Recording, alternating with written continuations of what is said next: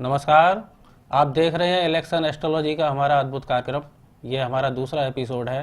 पहला एपिसोड हमने 8 अप्रैल को रिलीज किया था, जिसमें हमने 11 अप्रैल को होने वाले इलेक्शन की एडवांस प्रेडिक्शन दिए थे।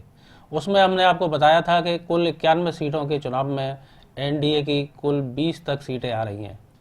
आज हम आपको 18 अप्रैल को होने वाले दूसरे चरण के मतदान के बारे में बताएंगे।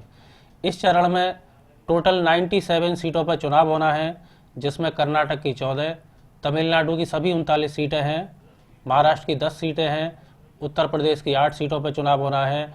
इसके अलावा असम, बिहार और उड़ीसा की 5-5 सीटें हैं। पश्चिम बंगाल और छत्तीसगढ़ की 3-3 सीटों पर इस दिन चुनाव होगा और जम्मू कश्मीर की 2, मणिपुर, त्रिपुरा और पुडुचेरी की 1-1 सीट पर चुनाव होना है। आज हम आपको बताएंगे कि 97 सीटों पर एनडीए की क्या संभावना रहेगी, बीजेपी की क्या संभावना रहेगी। इसके लिए हमने 12 अप्रैल, 13 अप्रैल और 14 अप्रैल 3 अलग अलग तारीखों में कैलकुलेशन किया है। वो इसलिए भी किया है, इसका हमने कुछ अतिरिक्त सावधानी बरती है जिससे कोई एरर ना रहे। और ये 3 अलग अलग दिन हमने इसलिए भी लिए हैं कि इस समय कुछ ग्रह अपने बकरी ग्रह के नक्षत्र में चल रहे हैं और शासक ग्रह के बारे में ये कहा जाता है, उसमें एक रूल है कि यदि कोई ग्रह अपने बकरी ग्रह के नक्षत्र में चल रहा हो तो हम उसको एलिमिनेट कर देते हैं। तो इस समय बुध, शुक्र और राहु 3 ग्रह बकरी ग्रह के नक्षत्र में चल रहे हैं। हमने वो तीनों हटाए हैं। उसके बाद में हमने ये कैलकुलेशन किया है और अब हम आपको बताएंगे कि इसमें इन 97 जो सीटों का चुनाव है उसमें बीजेपी और एनडीए की क्या स्थिति रहने वाली है। तो सबसे पहले दोस्तों हम चलते हैं कर्नाटक की ओर। कर्नाटक में 14 सीटों पर चुनाव होना है।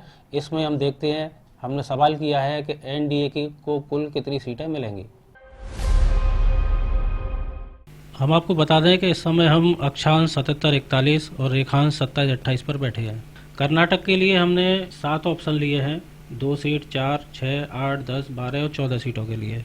ये कैलकुलेशन हम 12 अप्रैल 2019 को हमने निकाला है सुबह 8:35 पर। और इस समय शासक ग्रह आए हैं चंद्र केतु।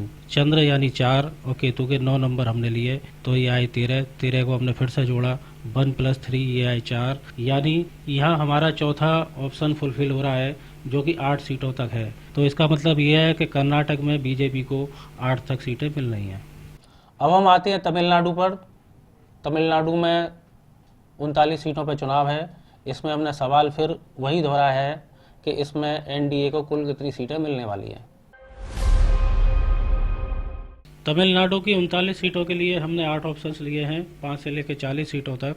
यह कैलकुलेशन हमने 12 अप्रैल को ही 10:40 पर निकाला है और इसके रूलिंग प्लैनेट आए हैं गुरु और केतु, यानी 21 + 9 = 30 यानी 3। तो इसका मतलब ये है कि यहाँ जो थर्ड ऑप्शन है जो 11 सीट से लेकर 15 सीट तक का है, तो इसका हम पूरी तरह से 15 सीट का लेते हैं तो यहाँ पर एनडीए को 15 सीट तक मिल रही हैं। यहाँ एनडीए एआईडीएमके, पीएमके और कुछ दूसरी पार्टियों के साथ चुनाव लड़ रही है, तो उस पूरे एनडीए को यहाँ पर 15 सीटें तक मिल रही है।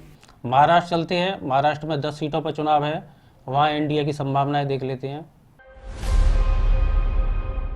महाराष्ट्र की बात करते हैं। यहाँ हमने 12 अप्रैल को 11:32 पर रूलिंग प्लैनेट निकाले हैं। यहाँ 10 सीटों पर चुनाव है। इसके हमने 5 ऑप्शन लिए हैं, 2 से लेकर 10 सीट तक। यहाँ हमारे रूलिंग प्लैनेट आए हैं गुरु और केतु, यानी फिर से 21 और 9 ये 30 हो गया। 30 को हम फिर से जोड़ेंगे तो 3 हो गया। इसका मतलब ये है कि यहाँ एनडीए 6 सीट तक हासिल कर रहा है। उत्तर प्रदेश में इस चरण में 8 सीटों पर चुनाव होना है। हमने यहाँ भी यही सवाल लिया है कि यहाँ बीजेपी को कुल कितनी सीटें मिलेंगी। उत्तर प्रदेश की 8 सीटों के लिए हमने 4 ऑप्शन लिए हैं, 2-2 सीटों के ऑप्शन है ये हमने 12 अप्रैल को ही दोपहर को 12:25 पर रूलिंग प्लैनेट निकाले हैं, जो आए हैं शनि, गुरु, केतु। यानी शनि के 21 अंक, गुरु के 21 अंक और केतु के 21 अंक, टोटल हुए 51 को जोड़ेंगे तो फिर से 6 आए। यहाँ हमारे 6 नंबर आए हैं, जबकि रूलिंग प्लैनेट है हमारे 4, इसलिए हम 6 में से 4 को घटा देंगे तो हमारा दूसरा ऑप्शन आता है और दूसरा ऑप्शन है 4 सीटों का। इसका मतलब यह है कि उत्तर प्रदेश में भाजपा 8 में से केवल 4 सीट जीत रही है। असम में 5 सीटों पर चुनाव होना है। यहाँ बीजेपी की संभावना देखते हैं। असम की 5 सीटों के लिए हमने 5 ऑप्शन लिए हैं। ये हमने 12 अप्रैल को ही दोपहर 2:39 पर रूलिंग प्लैनेट निकाले हैं, जो आए हैं केतु, गुरु और सूर्य। इनका टोटल हुआ 35। 35 को हम फिर से जोड़ते तो ये हुए 8। 8 में से हमने 5 को घटाया तो थर्ड ऑप्शन आया, यानी यहाँ एनडीए को 5 में से 3 सीटें हासिल हो रही हैं। बिहार में भी 5 सीटों पर चुनाव है, यहाँ एनडीए चुनाव लड़ रहा है, यहाँ उसकी जीत की संभावनाएं देख लेते हैं। बिहार के लिए हमने 12 अप्रैल को ही शाम 6:29 पर रूलिंग प्लैनेट निकाले हैं, जो आए हैं गुरु, केतु, मंगल, यानी गुरु के 21, केतु के 9, मंगल के 9, टोटल हुए 39। 39 को फिर से जोड़ेंगे तो आए 12, 12 को फिर से जोड़ेंगे तो आए 3, यानी बिहार में एनडीए को 5 में से 3 सीटें हासिल हो रही हैं। उड़ीसा में 5 सीटों पर चुनाव है, यहाँ भी हम बीजेपी की संभावनाएं देखेंगे। उड़ीसा की 5 सीटों के लिए हमने 13 अप्रैल को सुबह 10:21 पर रूलिंग प्लैनेट निकाले हैं, जो आए हैं शनि, चंद्र, शनि, यानी 21 + 4 + 21। इनका टोटल हुआ 46। 46 का टोटल हुआ 10 और 10 का टोटल हुआ 1, यानी उड़ीसा में 5 सीटों में से बीजेपी केवल 1 सीट जीत पा रही है। अब हमने एक अलग ग्रुप बनाया है, जिसमें हमने छत्तीसगढ़ की 3, पश्चिम बंगाल की 3, जम्मू कश्मीर की 2 और पुडुचेरी, त्रिपुरा और मणिपुर की 1-1 सीट ली है। तो इस तरह से हमने 11 सीटों का एक अलग ग्रुप बनाया है और इसमें भी हम यही सवाल कर रहे हैं कि इन 11 सीटों में एनडीए को कुल कितनी सीटें मिलेंगी। अब जो हमने अंतिम ग्रुप लिया है 11 सीटों का, उसके लिए हमने 6 ऑप्शन लिए हैं, 1, 2, 3, 4, 5, 6, जो 2, 4, 6, 8, 10 सीटों तक है और 10 से ज़्यादा सीटों तक है, यानी 11 सीटों तक का है। इसका हमने 13 अप्रैल को ही रूलिंग प्लैनेट निकाले हैं, जो आए हैं शनि, गुरु, केतु, चंद्र, शनि, जिनका टोटल हुआ है 76। 76 का हम फिर से जोड़ेंगे तो वो आएगा 13 और 13 को फिर से जोड़ेंगे तो वो आएगा 4, यानी यहाँ हमारा चौथा ऑप्शन फुलफिल हो रहा है, जो कि 8 सीटों तक का है। तो इन 11 सीटों में से एनडीए 8 सीटें तक जीत रहा है। तो दोस्तों, ये था हमारा स्टेट वाइज कैलकुलेशन। अब हम 97 सीटों पर ओवरऑल देख लेते हैं कि इसमें एनडीए की कुल कितनी सीटें आ रही हैं। एनडीए के ओवरऑल 97 सीटों में से ये देखने के लिए कि उसकी कुल कितनी सीटें आ रही हैं, हमने 14 अप्रैल को सुबह 8:55 के रूलिंग प्लैनेट निकाले, जो आए हैं सूर्य, चंद्र, चंद्र। इनका टोटल हुआ 13 और 13 का टोटल हुआ 4 और यहाँ हमने ऑप्शन लिए थे 7, जिसमें 15 सीटें, 30 सीटें, 45 सीटें, 60 सीटें, 75 सीटें और 75 के बाद 90 सीटें और 90 से ज़्यादा सीटों तक का। तो यहाँ हमारे जो अंक आए हैं, जो शासक ग्रह के अंक आए हैं, वो आए हैं 4 और यहाँ हमारा जो चौथा ऑप्शन है वो 46 से लेके 60 सीटों तक का है, जबकि आपने स्टेट वाइज देखा कि उसकी टोटल 48 सीटें आ रही हैं और यहाँ हमें जो चौथा ऑप्शन मिला है वो 45 से लेके 60 सीटों तक मिला है, जो कि टैली हो रहा है। तो इस तरह एनडीए इन 97 में से टोटल 48 सीटें तक ला पा रहा है। तो आपने अभी तक ऑप्शन थ्योरी से देखा कि एनडीए को कुल कितनी सीटें मिलने वाली हैं। ये 48 सीटें निकल के आ रही हैं। हालांकि जो ओवरऑल जो हमारा ऑप्शन है वो 45 से लेकर 60 तक का है, लेकिन जो स्टेट वाइज हमने बड़ा माइन्यूटली जो देखा है उसमें 48 से ज़्यादा सीटें उसकी नहीं आ रही हैं। अब हम एक बार इसको क्रॉस चेक करने के लिए हॉररी से देख लेते हैं।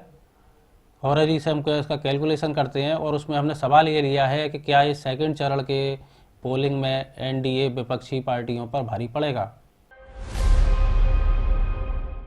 हॉररी के लिए हमने 14 अप्रैल को सुबह 9:10 पर 8 नंबर की कुंडली बनाई। इस कुंडली में एनडीए की जीत के कारक आ रहे हैं 1, 2, 3, 6, 11, जबकि विपक्ष की जीत के कारक आ रहे हैं 2, 3, 6, 10। तो एनडीए की जीत के कारक ज़्यादा अच्छे हैं, लेकिन जब हम इसका महादशा, अंतरदशा, पतंत्र दशा, सूक्ष्म और प्राण दशा देखते हैं, जो कि बुध मंगल शनि की है, तो उसमें एनडीए की जीत के कारक 1, 2, 3, 6, 11 हैं और विपक्ष की जीत के कारक 1, 2, 3, 6, 10, 11 हैं। तो 1, 2, 3, 6, 10, 11 नो डाउट विपक्ष का ये ज़्यादा अच्छे हैं और यह बताता है कि इसमें विपक्ष की स्थिति एनडीए से थोड़ी बेहतर रहेगी। तो आपने देखा कि ऑप्शन थ्योरी में और हॉररी में दोनों से पता चल रहा है कि एनडीए को जहां 97 में से 48 सीटें मिल रही हैं, वहीं विपक्ष को 49 सीटें हासिल हो रही हैं। तो दोस्तों, हमारा प्रोग्राम कैसा लगा हमें ज़रूर बताइएगा और हमारे चैनल को सब्सक्राइब करिए, उसे लाइक करिए और अपने दोस्तों को शेयर करिए। यदि आप भी अपने लोकसभा क्षेत्र के किसी प्रत्याशी के बारे में जानना चाहते हैं कि आपकी पसंद का प्रत्याशी हारेगा या जीतेगा, तो हमें सवाल लिखिएगा। अपने प्रत्याशी की जीत की संभावनाओं के लिए सवाल लिखिए और 1 से लेकर 249 के बीच में कोई भी एक नंबर दीजिए। हम आपको बताएंगे कि वो जीतेगा या हारेगा। धन्यवाद।